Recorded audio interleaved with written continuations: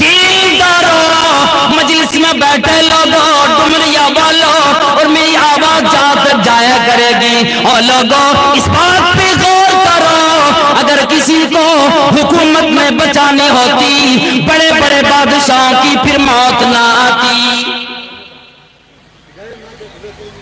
امیروں کو موت نہ آتی، بڑے لوگوں کو موت نہ آتی، وزیروں کو موت نہ آتی، لیکن اللہ رب العالمین نے فرمایا دنیا میں آ گئے کل من علیہ فان،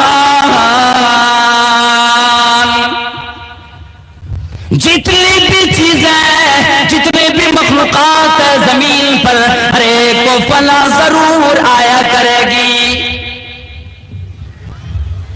اور یاد کرو جن کے ڈنکے پر، جن کی ایک آواز پر دنیا لرز جایا کرتی تھی، میں تم لوگ پریشان ہو جاتے تھے، آج ان کی قبر پہ ایڑیاں لگا کر دیکھو، کوئی آواز تیرے کانوں میں نہ آئے گی، ان کی قبروں کو دیکھو کہ قبر میں کس طرح پڑا ہوگا، کس حال میں ہوگا، کسی کو پتا نہیں،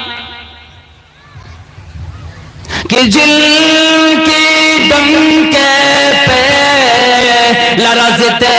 تھے زمین و آسمان، اور جھاڑ ہے ان کی قبر پر اور نشان کوئی نہیں ہے، ہر ایک کو جانا پڑے گا اور تنہا جانا ہوگا،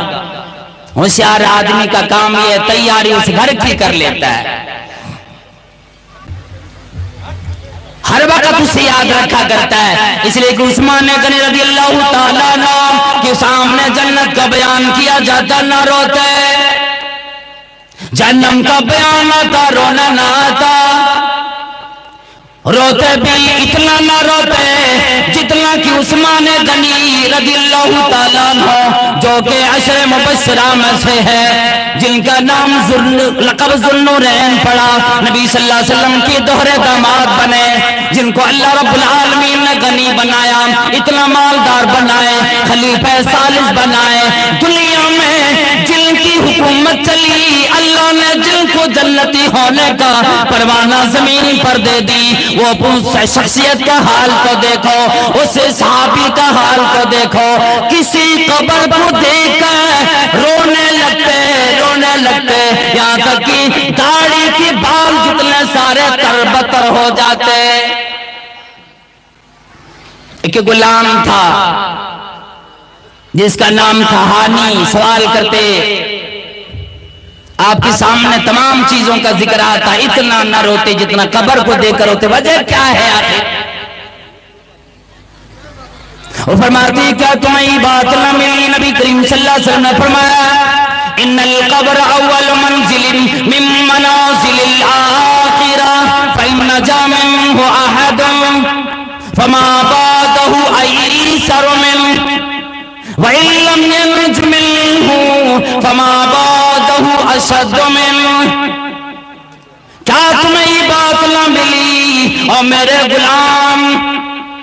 یہ وہ جگہ ہے، ایسی اندھیری کوٹھی ہے، ایسا اندھیرا گڈھا ہے، اگر اس کے اندر نجات کسی کو ملی، یا آخرت کی منزلوں میں پہلی منزل ہے، اگر اس میں نجات مل جائے گی، اس کے بعد جو منازل آئیں گے آسانی پیدا کی جائے گی، اگر اس میں نجات نہ ملی یاد رکھو اس کے بعد آنے والے جتنے بھی اسٹیج آئیں گے، جتنے بھی درجے آئیں گے، جتنی منزلیں آئیں گی، اس کی پریشانیوں میں اضافہ ہی کیا جائے گا، آسانی نہ آئے گی۔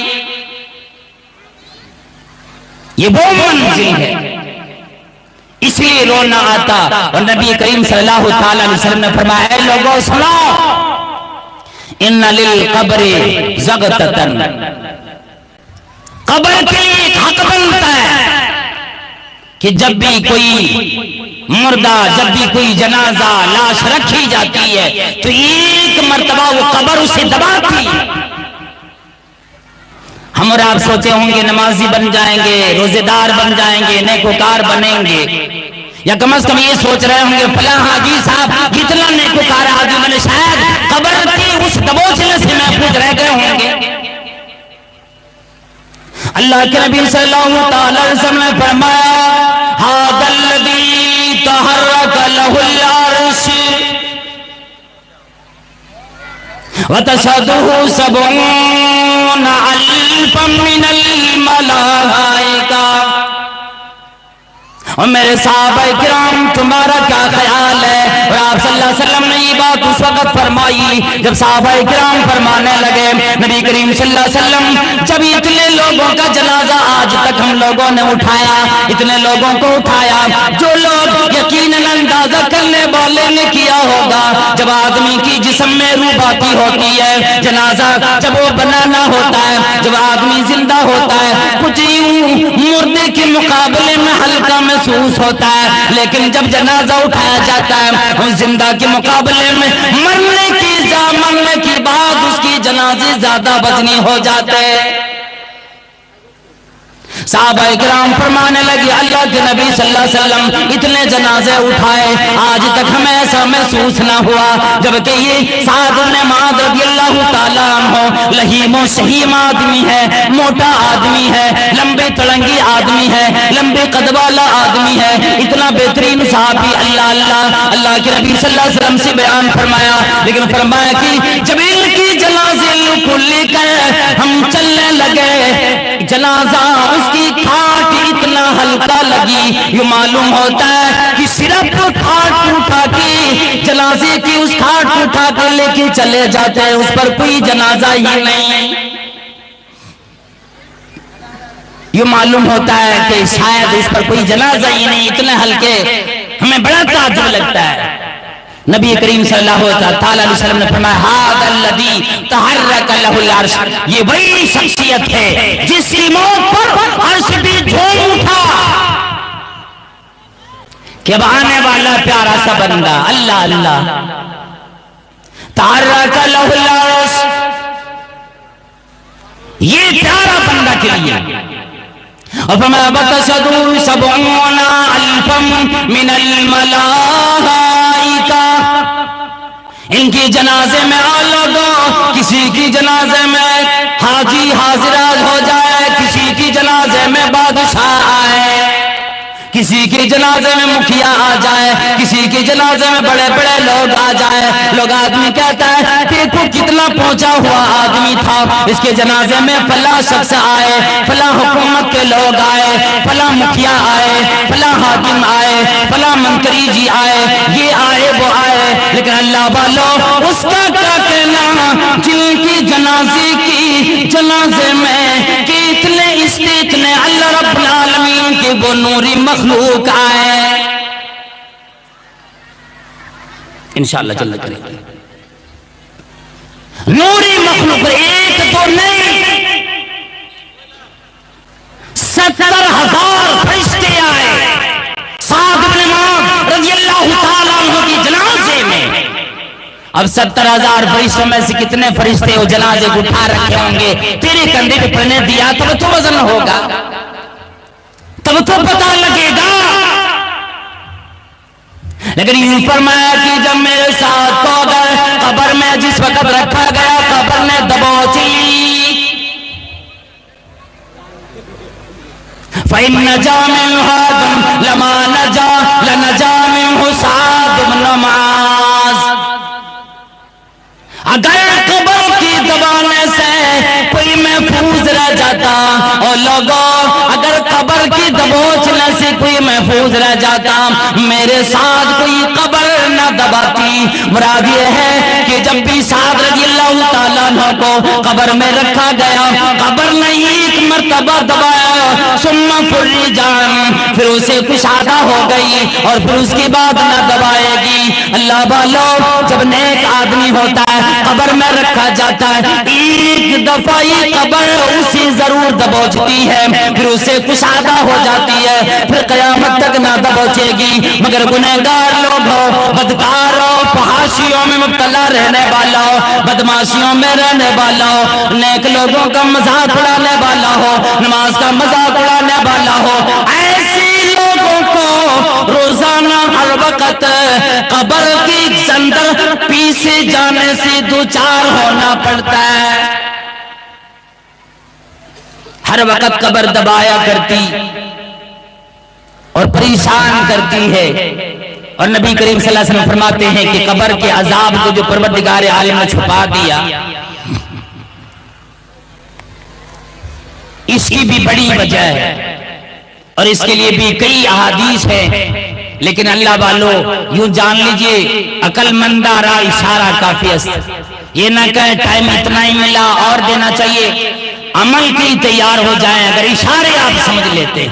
اس لیے کہ تمام علماء کرام جس طرح میں آیا سارے لوگ آئے، امنگیں لے کر آئے، شاید میری بات پہ لوگ عمل کریں گے، میری نجات کا ذریعہ بنے گا، اس لیے ہمیں اور آپ کو ہر ایک کو سننا ہے۔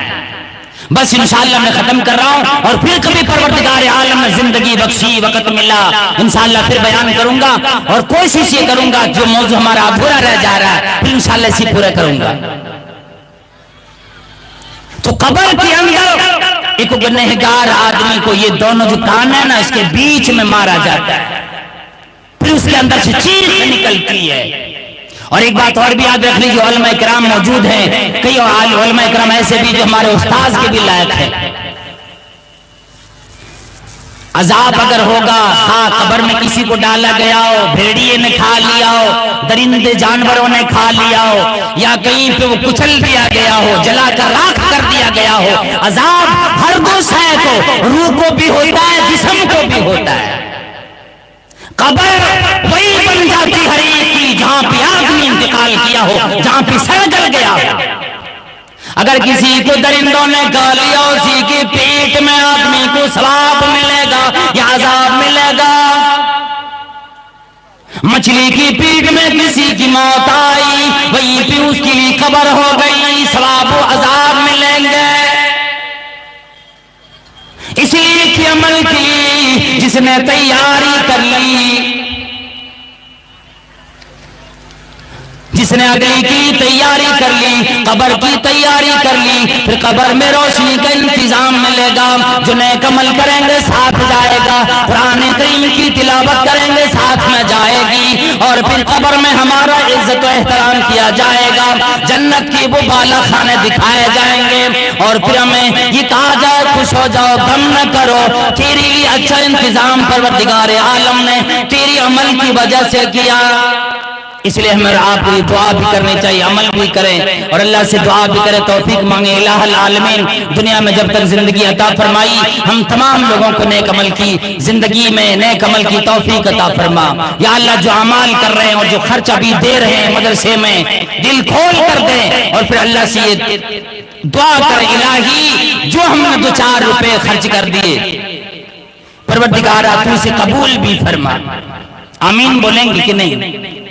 الہ العالمین جتنے بھی لوگ خرچ کریں گے، جتنے بھی لوگ چل کے آئے، سب کی حاضری قبول فرما۔ یا اللہ اسلام کا بول بالا کفر کا مکالا فرما۔ پروردگار عالم تمام ماں بہنوں کو دنیا کے اندر عزت و آبرو اور عزت عطا فرما۔ علماء کرام کو دنیا میں پروردگار عالم صالحانہ لمبی زندگی عطا فرما کی عوام کی تبلیغ کریں گے۔ الہ العالمین دنیا کے اندر جتنے مسلمان ہیں سب کو عافیت عطا فرما۔ دنیا کے اندر سب جتنے پریشان ہیں سب کی پریشانیوں کو دور فرما۔ یا اللہ دنیا میں رہ کر قبر کی تیاری کرنے کی توفیق عطا فرما۔ آمین وآخر دعوانا الحمدللہ رب العالمین، والسلام علیکم ورحمۃ اللہ وبرکاتہ۔